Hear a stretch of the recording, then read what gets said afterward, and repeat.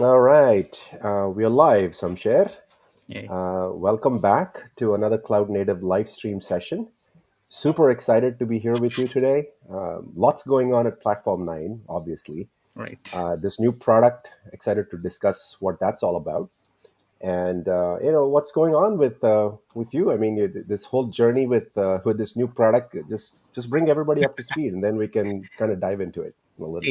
Yeah, sure. So, hi guys, I'm Shamshir. Joined Platform 9 almost 6 months ago as a technical product manager. I've been working on a lot of things, but today I'm really excited to talk about a new revolutionary product, which is actually going to help you improve your utilization on Kubernetes and save your cost in EKS. Right. Yeah. So, do you want me to share screen Yeah, quickly and then before we we can? before we jump in, I think let's set the context here a little bit, Yeah, right?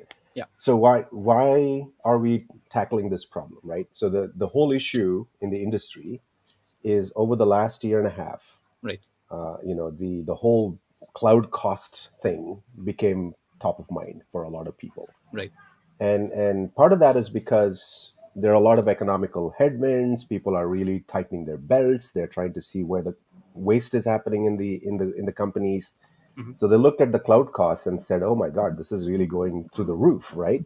right. It's not new, by the way. Cloud costs have been around for since the cloud began. Right? People were spending a lot of money on it. Yeah, The whole thing about the growth at the cost at all costs, that whole concept is being questioned now. So I'm right. just setting the context in what's happening in the tech industry, Yeah, and that's why this whole FinOps movement started, right? The right, whole financial and operational pieces coming together, and people really digging in and finding out where the costs are going, right? Public cloud costs obviously is one of the key ones. And within that, I guess the big question, I guess I'd love to hear your thoughts on this, Samshare, is yeah, before we dive into the topic for today, right? So we set the context for why cloud costs has become an issue, but what are the reasons for the cloud cost, right? And one of the things we have noticed, and is that one of the issues has been about efficiency in the cloud right. and utilization, right? Which is really what we want to dig into today.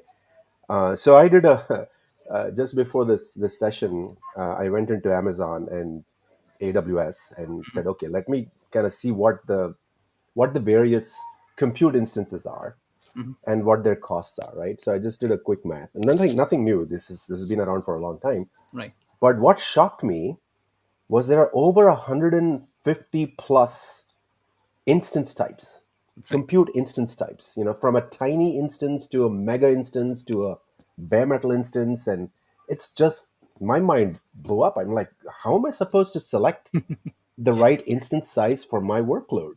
right, right, right. Therein lies the first problem, right? How Yeah, am I going to select the right one? Because if I don't select the right one, then I'm just leaving a lot of compute and memory on the table, not right. using it, right? Yeah, So I just want to set that context first. And in the Kubernetes hmm, situation, one would think this problem is solved, right? But it isn't. right, right. So let's dive into that and talk about what you're seeing with Kubernetes and what is the whole reason why we started working on this new product. Yeah. So I think, like you mentioned, there are 150 instance types available on AWS, and the reason for that to be available in a different sizes is because Kubernetes is becoming the de facto standard for running workloads on the cloud, right? And everybody wants to use a different hardware type, different configuration, different uh, parameters that they want to utilize on different instances. If they use a bigger size instance, then they will have to pay a lot of cost, right? So Mhm. that's one of the reason that AWS started to split that into multiple variations. But that is getting confusing for everyone because it's extremely hard to choose the right instance for your workload, right?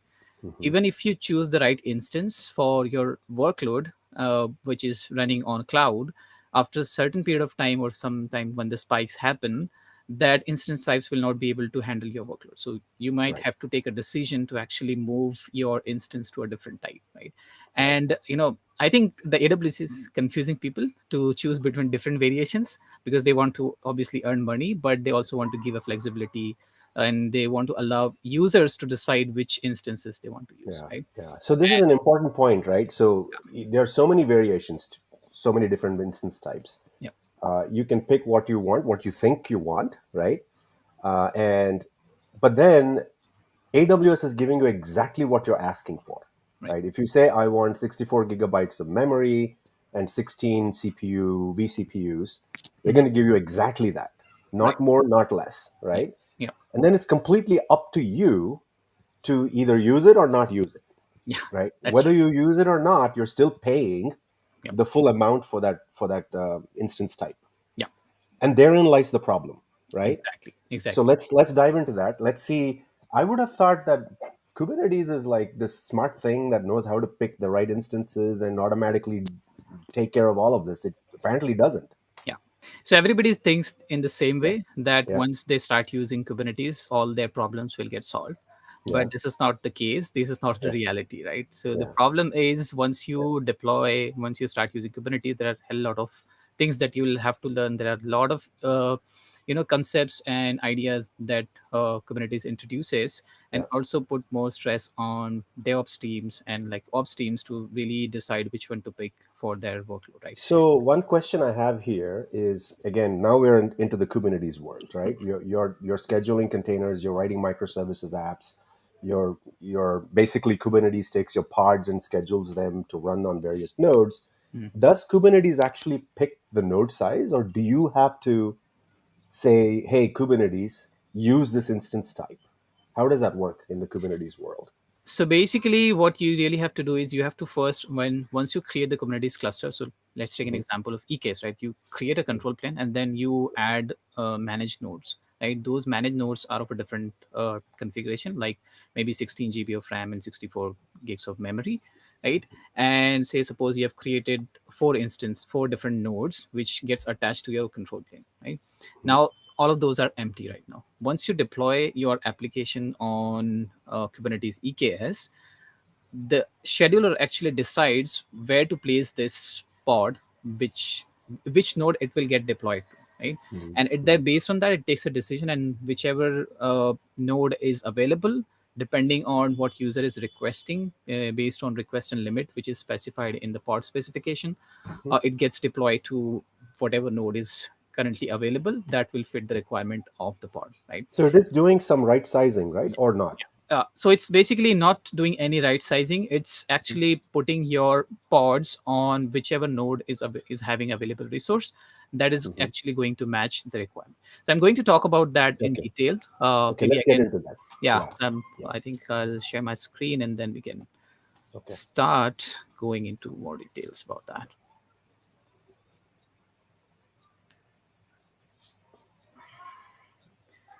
Hope you can see my screen. Yes. Yeah. So our topic for today's discussion is tackling the chaos underutilization, which will Hmm. ultimately help you reduce the cost like by 50% on your EKS, which is deployed on AWS, right? Hmm. And there are two parts here. First is the underutilization of Kubernetes, right? And then we will talk about how, you know, by using Elastic Machine Pool, which is a new revolutionary product introduced by Platform 9, we can actually reduce the cost by 50%, Hmm. right? Hmm. So I'll not go through the introduction. I'll just first jump Yeah. into what is the current Kubernetes market share, because now we are going to talk about Kubernetes, and it's Hmm. really important to understand what's where Kubernetes stand currently, right? So if Right. you see the market share of Kubernetes on a different cloud provider, like I'm going to focus only on three because these are the major cloud providers. AWS is actually acquiring almost 48% market share for Kubernetes, right? Followed by Azure, which is 32%, and GCP, which is 20%, right? And that's one of the reason Platform 9 Elastic Machine Pool wanted to first target AWS, because that's the most approximately 50% of market share is there for Kubernetes, right? And to be honest, working after working on Kubernetes for more than 5 years, I realized that Kubernetes is not really efficient Hmm. consumer of infrastructure, right? So once you deploy your application on Kubernetes, there are a lot of things that that's left unused, right?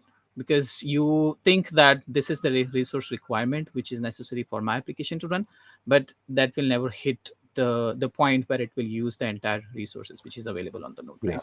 So So just to clarify here, when you say resource, Yeah. you're referring to a compute instances, Yeah. and within those compute instances, you're referring to CPU and memory, correct? That's correct. That's correct. And this 30% refers to what? CPU or memory or both? It's basically an aggregation of both, like CPU and Okay. memory combined, because that's what you get when you ask AWS to provide the instance type, right? It gives you a combination of memory and CPU, and Hmm. based on that, they will charge you hourly, monthly, and Yeah. cost on a different instance type, right? So, based on the EKS utilization, it's only using 30% of what is actually allocated, right? The rest of the 70% are actually waste, and This is that's why, actually this data point is pretty shocking yeah, in a way, right? I mean, yeah, I would have assumed if I just got an EC2 instance by swiping my credit card and using it, then it's up to me whether I use it or not. But right, in the case of Kubernetes, I would have expected it to be much higher. right. So why is it so low? Yeah. So before we jump into that, Hmm. I wanted to share some other metrics with Sure. different prospects and customers that we have been working on Yeah.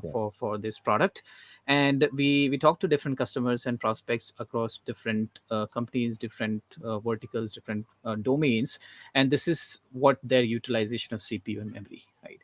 And as you can see, they are mostly using 15 to 20% max, and like if you see in the SaaS data management company, their CPU wastage are approximately 83%, and memory wastage is almost the same, right? Mm. For AI platform, loan AI platform, 95% CPU is waste, right? So they're only able to utilize 5% from that, but they're actually paying for the entire amount, right? Yeah. And these are the different metrics with the different companies that we talked to, right? This is across all of their EKS clusters, Yes. right? Over a period of time. I'm assuming it's some sort of an average or something. Yeah, All yeah. right. So it's aggregated Yeah. and based on average for 1 year approximately, Yeah. Yeah. right? Oh, wow. Okay. That's when you decide, right? Yeah. Because Yeah. so sometimes your usage is high, sometimes it's low, so you cannot Yeah. decide that in a single month, right? So it's Right. aggregated based on a 1 year of period, right? That's right. Because there'll be peaks and valleys, right? Depending on demand and so on. Okay. Right, right. Okay. So there is another metrics published by Datadog in March 2023, where they're also saying the same thing, right? So requested memories, or 45% of containers are only able to use 30% of the requested memory, right? Mm. 70% is actually the waste. And that's when the actual problem of Kubernetes happens, right? Because once Kubernetes allocate resources based on the part specification, it's kind of like a static. It will never change unless and until spikes happen. Your pod is actually using more memory, then it start to see whether it will fit on the node or it needs to provision another node, right? That Mm. completely depends on how your configuration is set up, right? So before we go into the details of how that underutilization comes into the picture, we first have to really understand how Kubernetes actually work, right? And this is very basic structure. You have a master node, you have a worker, couple of worker nodes, right? This master node is deployed on EKS as a control plane, and these worker nodes are actually attached as a EC2 instances, right? Once the developer create a pod specification, they actually use kubectl to apply those pods, and it will go to API server. And then based on the requested memory and the limit, uh, the scheduler will decide on which node this pod needs to be created. It just decide it just calculate all of those based on the requested memory and CPU that Mm. the developer Does specified. it know which instance type to use? Currently, it's basically not, because this will give you. So if you have a four nodes, like I mentioned, it Hmm. will put those nodes depending on whichever node is really available resources for those pod So specification. when you say available, Yeah, is that like a pool of resources that are there, or how does it? So you have to spin up these nodes, I'm assuming, right? right, These VMs should be available right, first. right. That's correct. And That's correct. somebody else is doing that already. Yeah. And So telling Kubernetes, hey, you've got this pool of 10 VMs right. that you've already spun up, different instance types, I'm assuming. And Yeah. then Kubernetes decides amongst those pool of nodes which one to pick. Yes. So we will see that how the EKS structure is, because we are going to target more specifically for the EKS. But this is just to understand how Kubernetes work and how it actually schedule the pods on different nodes, which is attached to control plane. The scheduler actually looks into the pod specification, and then it deploys the pod on any available node, right? So it's the responsibility of the scheduler to really pick which node the pod will get deployed to, right? And it does that based on certain calculation. The first thing that it looks into is the requested memory, right? So there are two things in pod specification. One is request and another is limit. The request is basically how much your pod will guarantee to get the resources on a specific node, right? So scheduler will actually decide based on the requested memory that which node it is going to be placed on. So if you have two nodes and in some of the nodes the space is available, it will see whether this pod will be able to fit on that specific node. And based on that, if it will not be able to fit in that specific node, it will look for another one. And based on that, it will decide which one to pick and which one to decide, right? And there is another project by Kubernetes which is called descheduler, which Mm, basically kind of like opposite of scheduler. What it does is it actually looks for which node is more utilized, right? And which node is underutilized. So you can see here the green boxes, these have been completely full. The first node is completely full, and the other one is having the less resources allocated to that node, right? So rest of the mm, things are wasting, right? So mm, what it will do, it will try to balance it by deleting certain pods from this first node and then putting those nodes on the another one, right? And it does that once the pod is deleted. The replica set will actually look into because we have a desired state mentioned in the pod specification, how many replicas you want. It will go ahead and try to find another node where the more resources are available, right? So this is another project which is kind of like opposite of scheduler, where it will mhm, try to rebalance between different nodes, but it does that by actually deleting the pods, which is kind of mm, not that good, right? mm. Right. So now let's look into. I Wait, would. wait. That's an important point. Yeah. So if you go back to the previous one, Hmm. deleting the pod is not good because basically, so you delete the pod on one node and basically restart the pod on the other one, Yes. Yeah. Right. correct? Right. Right. Which means there is some downtime, Exactly. and that's the problem, Right.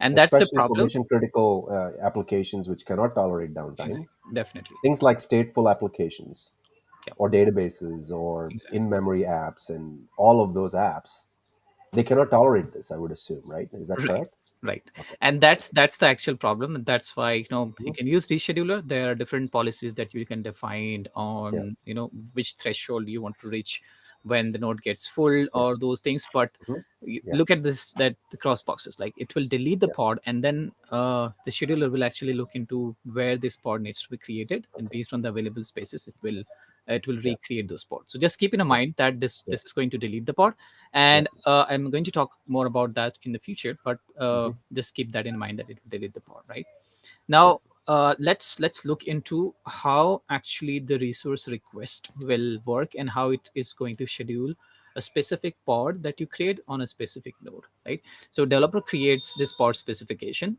and for this specific container, the developer will specify request memory and CPU, right? That means this pod, when it's get created, it actually needs 2 GB of RAM and 2 CPUs, right?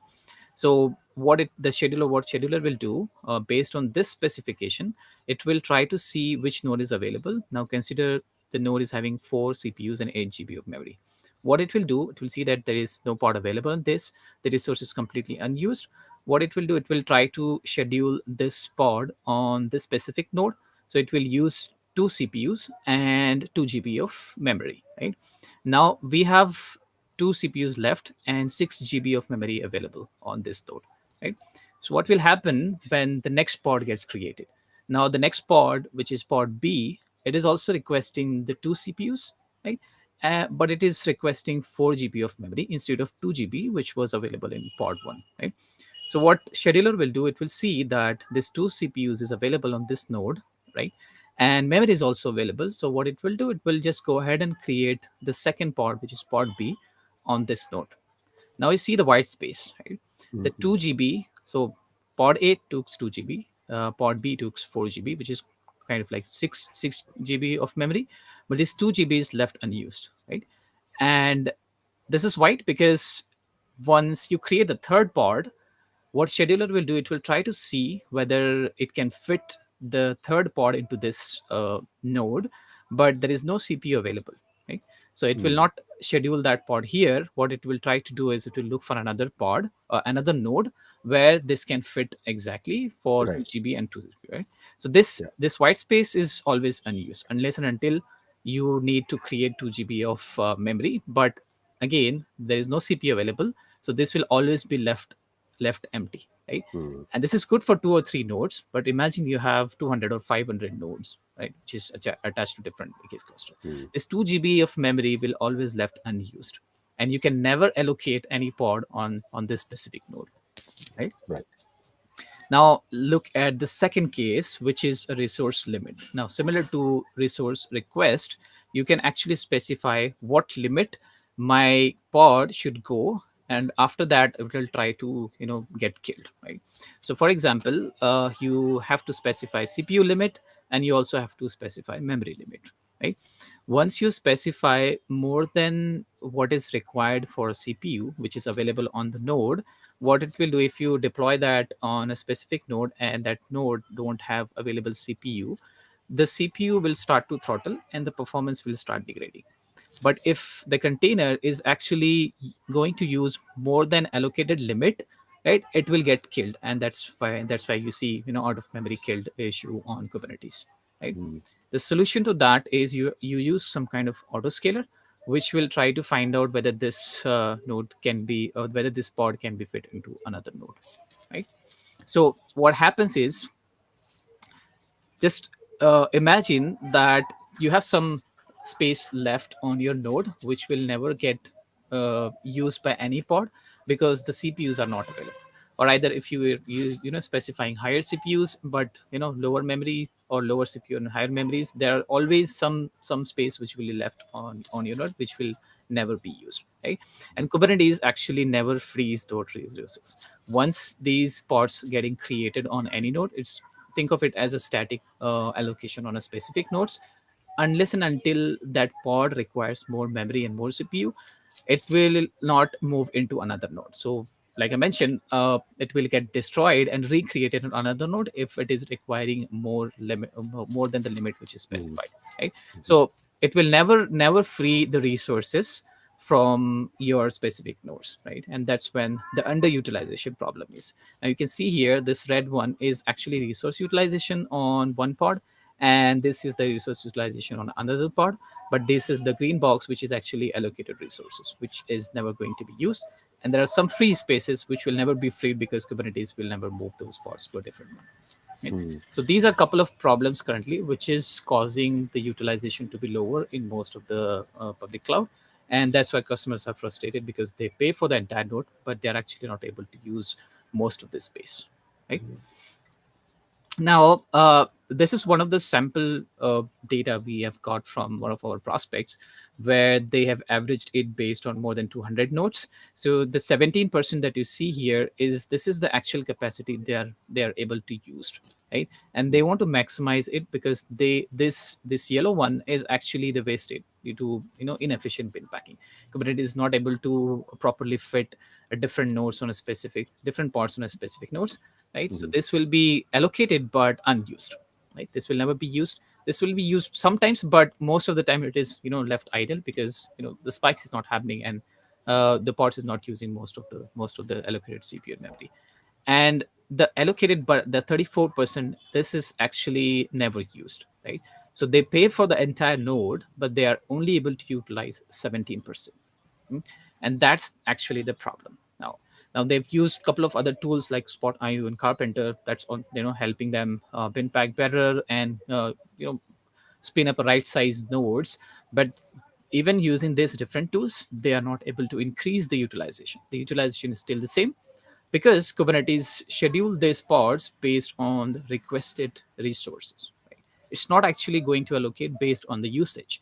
And that's one of the things that we are trying to do with Elastic Machine Pool, right? So okay, so we are actually able to use 70% of the nodes capacity, right? So you mm, see here the before EMP part, which is Elastic Machine Pool, that the customers are not using, they're only able to utilize 17%. But once they start using EMP, this utilization is increased, and there are a lot of things that we are doing in behind the scene that is actually helping customers to utilize better. and Mm. this will also help them to use less number of nodes, because they are able to fit more parts on a allocated nodes that they provision, right? Yeah. So one couple of things you just said, Samsher, that I thought were pretty interesting. One of them is you said that there is no tool or solution in the market today that can actually increase utilization. That's If you go back to the previous slide, the red portion, yeah. that red portion Mhm. is lays waste because Kubernetes doesn't do anything with it. Right. Spot doesn't help you with it. Yeah. Tools like Carpenter, I don't know what else is out there, but all of them are trying to solve the yellow portion. I'm Exactly. assuming, is that correct? Yeah, that's When you correct. say bin packing, what they're trying to do is to find the right, maybe just reduce the size of the instance, Right. so your allocation, you're not wasting your allocated resource, Yeah, so they will give you a right? recommendation that Yeah, they will have to apply this resource and yeah, this limit, but yeah, that completely depends on DevOps team, the ops, on basically the operational teams, who are yeah. going to decide which memory and which CPU they have to allocate. So they gives you a lot of recommendation, but it's up to you to decide which one to pick, right? And that's where everybody makes a mistake, right? But this is back to the problem we talked about earlier. Yeah. You have hundreds and hundreds of instance types, Right. Right. right? And if you have hundreds of nodes, how can you even possibly do this manually? That's true. That's true. So there are other tools available Yeah, like Spot IO and Cast yeah, AI, which yeah. actually helps you. They actually recommend you to use the right instance type from Hmm. AWS and other cloud providers, but Okay, they will not actually move your application to these instances. They will, right. help you decide which instances you have to use. Now, again, Okay, it's the human decision that needs to be picked in order to increase yeah, or yeah. efficiently solve this problem. So what happens here? So the DevOps person gets the recommend. So let's go back to the next slide Yeah. where you said EMP increases utilization. This increase of utilization to 70% Mhm. in the case of EMP, and we'll talk about what EMP actually does. I'm Yes. assuming it does it completely automatically Yeah, that's true. without a person being involved, right? That is the magic Yeah. that's happening here. Yeah. So let's talk about that. Yeah, sure. So now just remember this picture that Mhm. before EMP, the customers are were only able to utilize 70%, but after EMP, they are going to increase Yeah, the utilization to approximately 70%. And I'm going yeah, to talk more about how that can happen. And that's when the product that we have been working really hard from last 1 year, hmm, called Elastic Machine Pool. Like in short, it's EMP, right? So think of it as a new revolutionary compute engine. Keep mentioning this revolutionary because there's something we have done that no other competitors are able to do that, right? The most of the competitors in the market, they are actually giving you recommendation. They are actually using Spot instances to provision your workload, then destroying that, recreating it in other places. But they're not actually solving the root cause problem, which is the utilization. So all the tools that you use will help you decide, which will give you a lot of recommendation based on right sizing, but they will never do it by themselves because they want humans to get involved to make the decision, right? hmm, But EMP does it completely differently, and that's hmm, where the utilization problem is solved, right? So Kubernetes has a lot of underutilization problem that is get solved with this Elastic Machine Pool, which will ultimately reduce the cost of running EKS cluster by 50%, right. right? So one quick thing here, Samsher. When you say you have to manually change, or let's say some of these tools you're using Carpenter, Right. assume, right? Yeah. Or whatever, and the tool will tell you, hey, you've got all these instances that are not being used, low allocation. Right. And then what happens? Do you have to go back to that the first slide you showed, Mhm. where the actual manifest, the YAML file Right. with the requests and the limits, you have to go back and change those? Is that what needs to happen in reality? Yes. So l- remaining tools don't actually go and update your request limit. They Yeah, will just recommit you, right? So like you yeah. mentioned, the Carpenter, right? It is a new autoscaler Mhm. created by AWS, which is kind of like replacement for cluster autoscaler, which was the Yeah, default one, right? yeah. So if you talk about the cluster autoscaler, what it used to does is you provision, like I mentioned, four CPUs and 8 GB of memory, Hmm. and when that node is full, that cluster autoscaler will provision the same capacity of node, right? Mm. But only one node is deployed on that instance. So rest of the memories are unused, right? So what it does, it just replicate the same node and creates another instance of the node to deploy the remaining unschedulable pods, right? So with Smaller node, yeah, probably, yeah. right? Probably a smaller node to reduce the Not cost. really. So previously, Okay. cluster autoscaler used to replicate the same node because it Yeah. does not know whether you need a smaller node or a bigger node, and that Okay. was the problem, and that's why the Carpenter get introduced. With Yes. Carpenter, you can actually the Carpenter makes that decision for you to Mm. decide whether this newly created pod needs a smaller node or a bigger node, Yeah. Yeah. right? Okay. And it does that by allowing customers to set up a provisioner on top of Carpenter. So that provisioner will have all the specification that Hmm. again dev streams or developers need to specify that which type of instances you want to provision for this workload, right? So you can So specify, this is back to the original problem we talked about, yeah, right? right? So now you have Again, to the choosing. manually, yeah, manually you have to now choose which Right. instances. If you still have to do that, the tool isn't really. Yeah. I mean, here's the other thing, right? If you're a DevOps engineer or a developer, Mhm. you don't want to mess with any of those settings. If it's working, if the app is working, Yes. right, and you are responsible for the SLAs, right? As a developer, your application needs to run with a certain performance and reliability, right? Yeah. And these limits, this memory, this is very important. You can't just mess with it, right? You Exactly. can't change it, Exactly. right? So that may be part of the issue, that people don't want to do anything quote unquote automatically. Exactly. And that's Yeah. when most of the prospects that we have been talking to, Hmm. they actually start using Carpenter, but Yeah. they're not able to see the increased utilization, right? Mm. So the bin packing problem is solved. It is able Yeah. to give you the ability to provision smaller nodes, but Yeah. again, like I mentioned, the requested resources by pod is unused, and again the problem for utilization is. No, but Carpenter doesn't automatically reschedule the parts on a smaller node, does it? It does, but you will have to actually specify in the provisional Got it. configuration, Got like it. which type of instances you want for this workload Okay. You to have to be. tell Carpenter Yes, yes, what you need, and then right. Carpenter would automatically reschedule on a Yeah, smaller node. That's how you're solving the bin packing problem. right, right. Got it. But Got it. yeah, again, like I mentioned, you will still have to specify those, right? Yeah. But Yeah. then a good thing about Carpenter is Mm. actually helps you select different instance types. It Yeah. actually helps you Yeah. select and deploy this workload in Yeah. different Yeah. regions, which was previously not possible with Yeah. The Carpenter. reason why I'm pushing on this, Samsher, because a lot of people just think Carpenter is there, it'll solve my problem, Right. but it doesn't sound like it actually does it. Does the it doesn't really solve the utilization problem at its core, right? That's true. That's true. Which is why you keep saying EMP is revolutionary. Exactly. So let's understand how EMP works then. Yeah, yeah. So EMP, like Elastic Machine Pool, is Mm. fully compatible with all and existing and new EKS clusters. So if you already have EKS cluster deployed on AWS, you can Mhm. use EMP to migrate those EC2 instances to actually EVMs, right? And I'm going to talk about that Yeah. what it is, but Yeah. it does not impact your app SLA.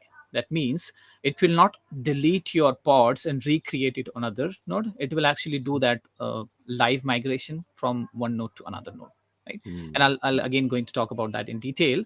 But Yeah.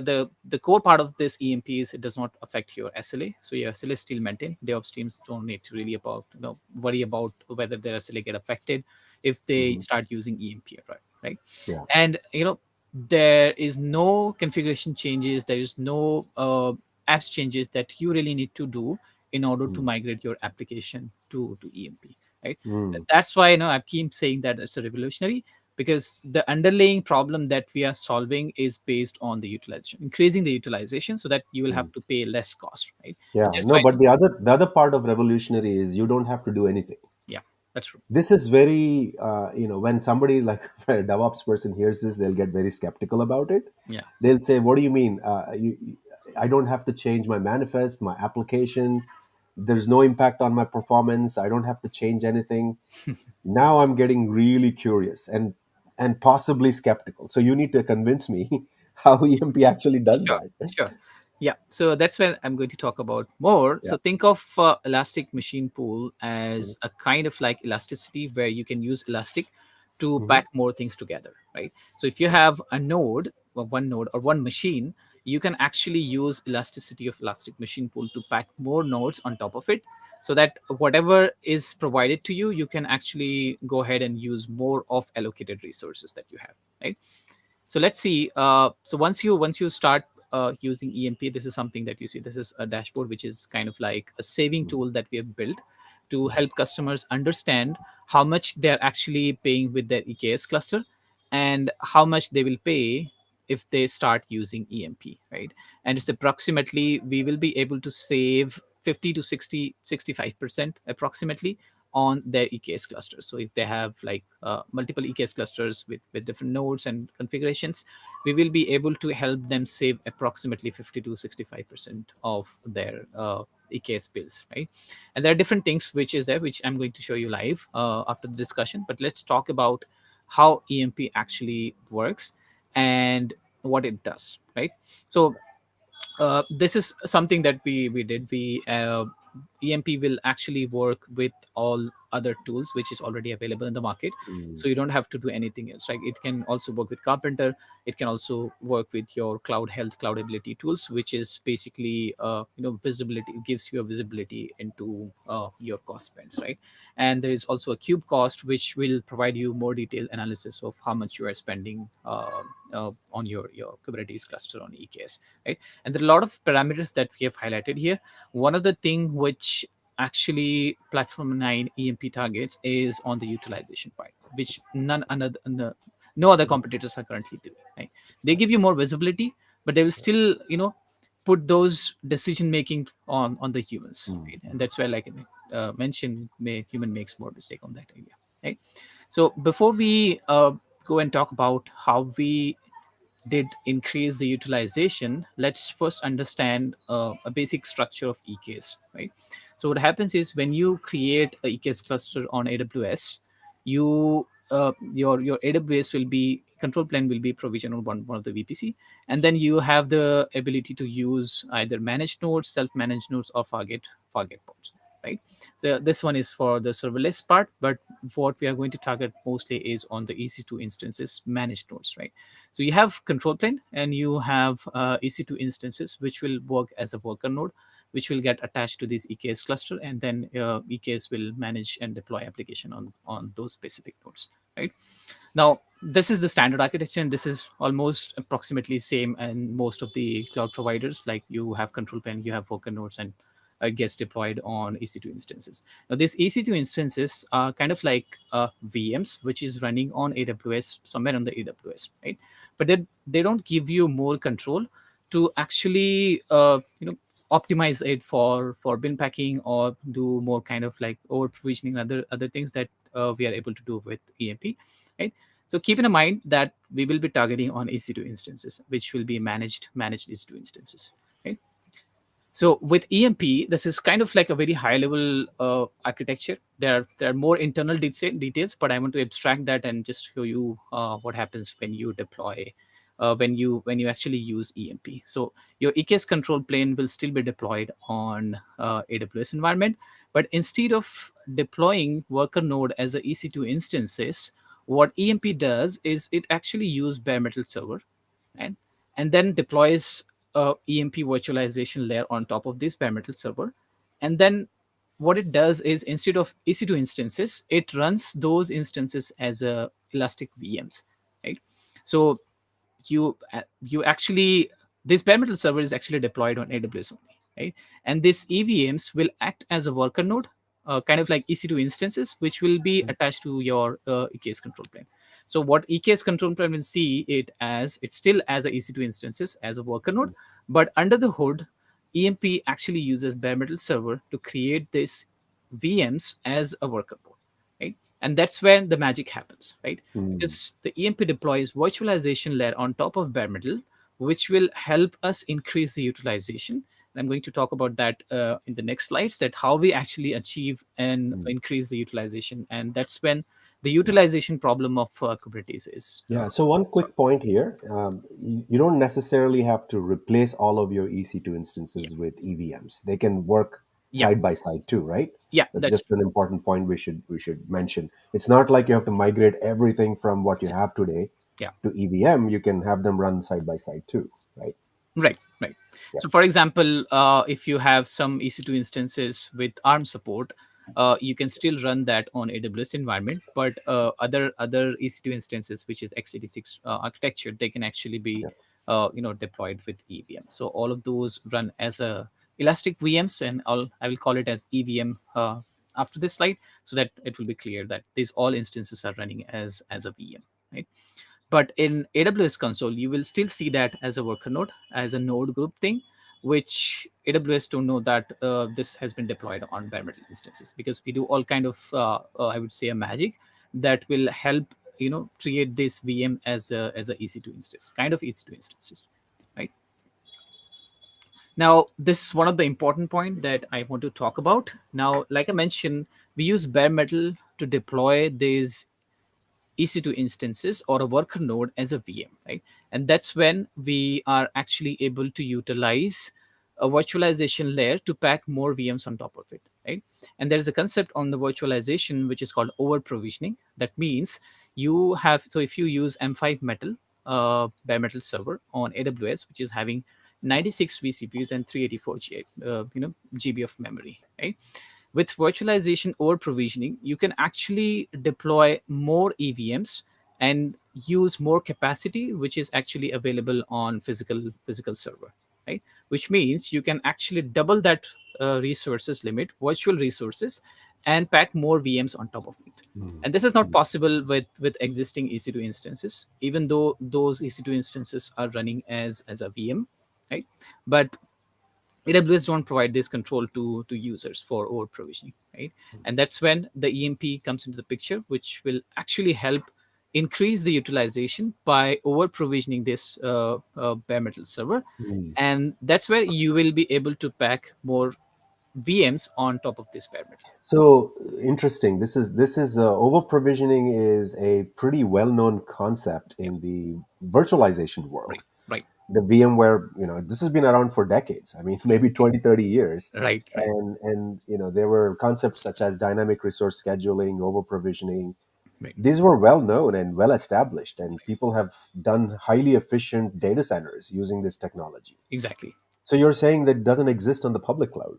Yes, and there is a lot of reasons behind that, Yeah, because like I said, EC2 instances are running as VM, but AWS don't allow you to over provision that, yeah, because if you over provision, it's basically a multi-tenant application, right? right, right. There are multiple other customers deployed on So AWS. noisy neighbors, and there's all kinds of performance issues, and Right. but then you won't have the same problem with this.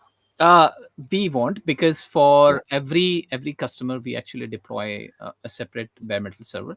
So once you have a bare metal, you have full control over it, yeah, and the more number of bare metals you use, you can yeah, actually pack more VMs on top of it, right? So let's see an example of this yeah, M5 metal, which is having yeah. 96 vCPUs and 384 GB of memory, right? With Mhm. over provisioning, like 2:1 ratio, which means that we can use double the capacity of M5 metal and try to add more VMs on top of it, right? So we can actually fit. So if you calculate all of these EVMs, which I've described here, it actually use 160 cores and 640 GB of memory, right? But the available resource on the M5 metal is 96 core and 384. So with Mhm. over provisioning, you can actually pack more VMs on top of Mhm. existing bare metal, and that's when the magic happens. That's when the utilization gets increased, and Mhm. which is no other competitors is So only when able you to say do. utilization, you're actually referring to utilization of the bare metal server, Yes. correct? Yeah. So the utilization of the individual EVMs is whatever it is. Yeah. It's you're not changing anything there, right? It is That's what true. it is. That's true. But if things change and an EVM requires more resources, you're utilizing the underlying bare metal Right. memory, Right. and that happens automatically, Yeah. is So what you're what saying. Okay. happens with over provisioning and virtualization is basically these EVMs are not Hmm. static, right? You Yeah. can dynamically increase the size of these based on different techniques, which is available with virtualization. So if pod started to use more resources, I'm not Hmm. talking about requests, right? I'm Hmm. talking about usage, and Usage, yes. that's when the magic happens, right? Mm. All other things, even the Kubernetes and other competitors that have been trying to do, they actually allocate resources based on the requested memory and limit, right? But EMP does that based on the usage. So what exactly your application is using, based on that, it will allocate the EVMs. It will fit more pods on top of these EVMs. So there's an algorithm then, EMP actually measures Yeah, what's happening at the bare metal layer as well as the EVM layer on a regular basis, and that's then true. That's making true. these decisions. This is where the magic is. This Yeah, is where the IP is, right? This is how we are helping maximize utilization right. across all of these clusters. Okay. Right. So let's talk about Mhm. that algorithm, which Yeah. actually makes the decision of Yeah. how much the usage is and how much bare metal instances you need. Right. So Mhm. there is another concept we have been using with EMP, which is called live migration. And again, this is only possible with virtualization layer. Right. So what happens is, imagine that you have two bare metal servers, right, and you have fed certain EVMs on top of it, right? Now what, so that the EMP rebalancer, which is kind of like a heart of EMP, which makes the decision of where this different EVMs needs to be put, right? So based on the usage, when the pod started to use more memory, more resources, the EMP dynamically resized EVMs, and if it is not able to fit that, even with over provisioning ratios, what it will do, it will try to live migrate this EVMs to another bare metal server, right? Mhm. And that decision is made by an EMP rebalancer, right? So now again, previously I mentioned that with descheduler and other concepts in Kubernetes, they will actually delete your pod and recreate it Mhm. on another node, right? But with EMP, that happens live. Like that's why it's called as live migration, because those pods and nodes will not be destroyed and recreated. It will be live migrated from one instance of bare metal to Mhm. another instance where the capacity is available. This Right? is pretty cool. This Yeah, is this technology again. I think this existed in the VM everybody knows in about the it. VM world for a Right. long time. But those who came from the VM world They will already get know this about it. instantly, right? They instantly get this. Yeah, But those who are born in the cloud, they don't know this. exactly. This is pretty. This is pretty magical in a way, right? Because you're saying there is absolutely no disruption Right. to the workload as you move these things across bare metal servers, Right. And that's right? where, your SLA didn't get affected, Right, because right. all of these EVMs are live migrated from one bare metal to another bare Yeah, metal. yeah. And all And of this is happening in real time, right? yes, Based on this algorithm. that's true. That's true. So the live migration, under the hood, how it works is basically looks for the source bare metal, or the source node and the destination node, and it tries to identify how much capacity is available. Then it's try to start migrating EVM from source node to destination node. It also checks the connectivity, the resource available on different destination nodes, and then start migrating the state. Now, that also includes the CPU memory and storage. That Mhm. once that migration completes, then it will change the state from one bare metal to Yeah, another. yeah. No, And you made a very, very important point here. yeah, Storage, yeah, right? If there's no storage involved, then moving the compute is an easy thing. right, Now, talk about that because if customers have storage in an EBS volume or right. an S3 bucket or whatever, how does it handle storage? Yeah. So the EMP recommends using IO3 volume types, because Okay. that is having live migration capability of migrating your state from uh, Hmm. one instances to another. So what Hmm. happens is, those instances are the state of those instances are maintained during the live migration process. And there is Hmm. nothing new here. This live migration concept is already Yeah, using this yeah, capability. So what that's it right. does is, it will, so during the migration, if some of the state changes on some of the nodes, which is Mhm. attached to EPS volume, it Yeah, keeps updating. It synchronizes both the volume types. It yeah. synchronizes both the nodes which is actually using it. So your data is not lost, it is still Mm. maintained, right? Once the migration completes, move those state from one node to another node, right? What about networking? IP addresses stay the same, connectivity stays the same. How does that? work in this situation? So I think the networking gets updated once this EVMs are moved to different bare metal, because Hmm. the bare metal will have a different networking attached to it. But that Hmm. also happens live. That Mm. does not disrupt your application, and that's where the SLA gets maintained, right? But it takes care of updating and verifying all the resources, network connectivity, storage, all the things like CPU, memory, storage. Everything will be taken care by this. This is pretty amazing. Yeah. This is where the magic is happening, right? This is how you're automatically improving utilization, Right. but you're doing so at the bare metal layer, Right. right? And then everything else is completely transparent. Exactly, right. but Wow. but in AWS you won't see this magic, right, from Yeah, the UI. So yeah, for AWS it's still the same. It's still it will create it as EC2 instances, but under the hood EMP will take care of doing all this magic for you. yeah. So for the developer, for the DevOps person, all the operational tooling they have, all the automation they have, Right. if they're using kubectl, I Mhm. guess, or Right. APIs, Kubernetes APIs, or if they're doing upgrades, Mhm. none of that, everything will be look exactly like it's an EC2 instance as far Exactly. as they're concerned, right? Exactly, right. Hmm. So I'll show you that once Yeah, we go yeah, into the demo part, that yeah, you can still see EKS control plane nodes, you can still see EC2 yeah, instances, but yeah. it will We be just a as time EMP. quick time check. This is super interesting. We got into Perfect. the real core of how this works. Yeah. Um, is there anything else? Can we see what the product looks like real quick? Yeah, definitely. Before that, I just Yeah, wanted yeah, to yeah. highlight one of the prospects data that Mhm. we actually run to help them save Yeah. 44% with EMP.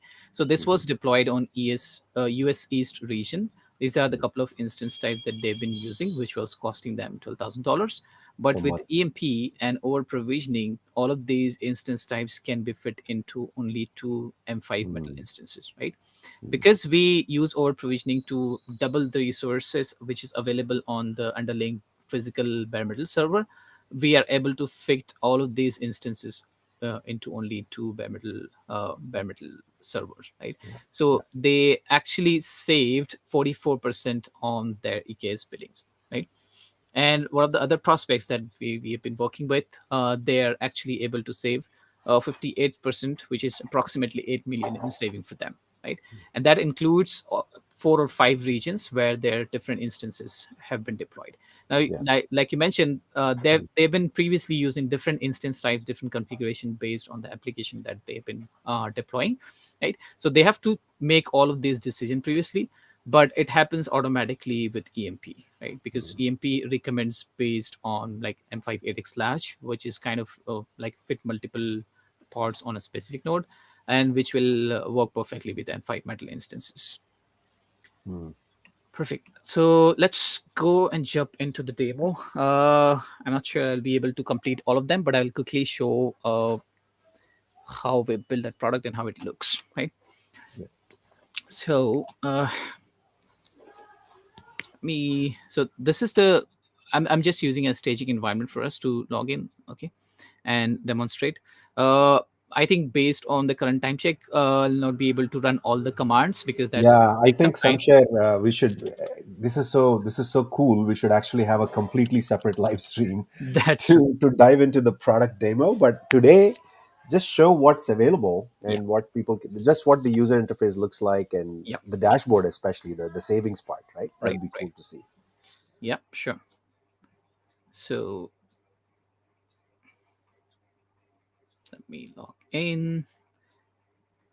So once you log in, you actually have two options. One to actually see how much you can save with EMP. Then the other part is going ahead and creating the EMP. So the cost saving dashboard that we have built, this is one of the data that we have pulled from one of the customer from one of the cluster, right? And this is a cost saving dashboard which will actually help you realize how much you can actually save with EMP, right? Like I showed in the slide, we are able to save 59% on the EKS billing. So with EKS, they've been paying like this amount, but with EMP, they only have to pay for this one, right? And this is running for a couple of days, not for a long time, right? So if I just go and say 30 days, right? So this blue bar that you see here is actually the cost with EMP, the cost with EKS, And with green that you see here is basically a cost with EMP, right? So you can see the blue bar is larger because with EKS you will have to pay more. But once you start using EMP, all of your EC2 instances or some of your Mm. EC2 instances can be moved to you know bare metal server with EVMs. You will be able to save a lot of cost from that, right? So all you have to do is once you want to try this tool out, you will have to connect with sales team and they will help you create the credentials. Now the first thing that you will have to do is come to this part and click on installer option, where you will get a helm chart that will help you that will help EMP to collect different metrics from your cluster, so that we can provide you how much you have to pay with EKS and how much we can save with EMP. So once you Yeah. install this helm chart into one of your EKS cluster, we will start collecting different kinds of metrics which is mentioned here, so that we can give you what is your current utilization, what is your current billing that you will have to pay with EKS, and then based on that what we recommend from Mm. EMP perspective and how much you can save. So we've deployed this into one of the EKS cluster, and that's why it's showing installed. And then once you go here, you can actually go ahead and see that in the last 14 days, this is how much you will be paying with EKS, and this is how much you will have to pay with EMP, which is approximately 60% cost reduction. Mm. Is this an estimate or is this real actual savings? So this is basically a projected one, Okay. because yeah, because Yeah. your usage keep changing, right? And Yeah. Yeah. if you give you the exact numbers, and Yeah. if your usage gets increased, these numbers will get reflected based on Understood. your But usage. you can also show historical, right? How much you have saved. Yes, definitely, we can Yeah. we can do that, Yeah. right? Yeah. Okay. Right. No, this is So fantastic. yeah, So all of this cost visibility is built in to the product. You can yeah, actually see how much you're saving. right. And That's the other thing we discussed earlier is you don't have to move all workloads to to EMP. right, You can continue to run them on EC2 if you want to use ARM, as you said earlier, right. or if you have some specialized things, or whatever reason, you may not want to. This is a new product. You want to test it out. You want to do POC. Yeah. You can do that without disrupting anything. You can. How do you do that exactly? Do you kind of set up some rules and say send them parts to EMP, or how does that work in a So POC environment? yeah, so to do that, you will have to actually create the EMP and select different configuration for your instance types, right? So I'm not Okay. sure I'll be able to show that, but what Yeah. I'll do, I'll just go Yeah. ahead and show you one of the EMP that we have created, right? Yeah. So once you create the EMP, uh, uh, you can see that it's in the created state. It is having one cluster attached to it. It's in a healthy state, and it is running 14 worker nodes as a EVM instances, right? I'll just go and click on it. Here you will see a different configuration for a bare metal, how many EVM pools you have created, and how many EVMs or worker nodes it's actually running. It's also giving you a CPU and memory utilization. So, like I mentioned, what we do is we actually create a bare metal server and then deploys different EC2 instances as a EVM, right? So you can go and actually go and see how many machines we have created for bare metal, what is the state of it. So we have actually used M5 metal to create that, right? Yeah. And then once you go into the EVM pool, you can see that approximately 14 EVMs, which will act as a worker node for your cluster, right? Mhm. So you can see all the status from this panel. Let me quickly go into the EKS and then show you the exact same instances that we have created here, which will get reflected as a worker node, right? So I'm just keeping this open, right? Yeah. So you have 14 instances, and let me go to console and EKS. Okay, So this is the seamless integration you were right. mentioning earlier. Everything is also shown from the EKS dashboard. Yeah, that's true, and that's why you don't see anything different Yeah. from the EKS perspective from AWS perspective, right? So Mm. first, I'll show you a bare metal instance that we created, right? Yeah. Okay, I'm not able to click here. I'm not sure why. So first, let me show you. This is the EMP cluster that we Mhm. created for demo, and the different 14 nodes that you were seeing that as a EVM instances is attached here to the specific cluster, right? Yeah. That's what I was trying to show, that we created almost 14 worker nodes. This will work as a worker node. Yeah. But from the EMP perspective, this is kind of like a VM, so that we Right. can Right. resize that with more backbone nodes on top of it, right? Fantastic. This I is really awesome. So we are out of time, Yeah. but one quick thing I just wanted to leave the audience with is that we are actually running a early access program. So if people want to try this out in their environment, we're going to provide free bare metal instances. We'll provide full support from our solution architects and from our very able engineering team to help you get this up and running, to see for yourself how easy is it to first get it up and running and see cost savings. How soon can people see cost savings, some share, once they get this up and running? So once you deploy your Helm Mhm. chart onto one of your EKS cluster, we will Mhm. take approximately 1 hour to collect different metrics, so that we can, Mhm. suggest you the better Yeah. savings, right? But the Yeah. more time you spend, keep running those Mhm. Helm charts, like Yeah. configurations, the Yeah. better the recommendation will be, right? Yeah, perfect. And there's the URL to the early access program. Yeah. It's available on our website. Just go to platform9.com/elastic machine pool/early access. And you can fill up a form. You can see what you get during the program. It doesn't take, I guess, a couple of weeks maximum, where you can work with our team and we will get EMP installed. You'll get full support from our team and you can see the savings for yourself in your own environment. Maybe you pick something that's non-mission critical, maybe a dev test cluster, Right. and get up and running pretty quickly. And you can see how the whole thing will save you a ton of money and see how easy it is. You don't have to touch anything. That's the beauty of this whole approach. Right. So, Samshare, this has been super enlightening. This product is truly revolutionary, right? I can see why you keep saying it's truly revolutionary. It Right. is. There's no such thing available in the market right now. The public clouds don't do it. None of the existing tools actually solve the problem at its root layer.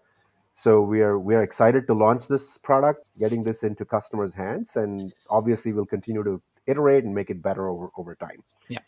I hope you have shared the link of the website for Elastic Machine Pool, so that folks can go Yes. ahead and see that. Yeah, it's platform9.com/EMP. Yeah. So, or Elastic Machine Pool. Either Right. one should work. Yeah. Go in there. There's a whole ton of, I mean, obviously, we went into a lot of depth in this live stream, but EMP website will give you a kind of a high level overview and Right. you can sign up for a demo if you want to see in your environment. So, with that, we'll wrap up today's live stream. Yep. Super great session, Samshare. Always a pleasure to have you Thank in you. these sessions. You're highly knowledgeable. You know what's going on. You're the product manager, right? So you own this product. So Before yeah, product yeah, manager, I was a yeah, code yeah. developer. I've spent There you go. almost more than Yeah, 5 years in Kubernetes. So in yeah, developing Kubernetes applications, right? that's So that's true. so there you That's go. true. Yeah. So Perfect. yeah, with that we'll wrap up today, and I look forward. I think we should probably do a more deeper demo, actual demo, Yeah. Sure. to show the product in full detail in a future session. So we'll Sure. we'll catch up again with you, and we'll look forward to come back and have another live stream. Sure. Thank Thank you you. so much. Yeah. Thank you. Have a good Bye day. bye. Bye.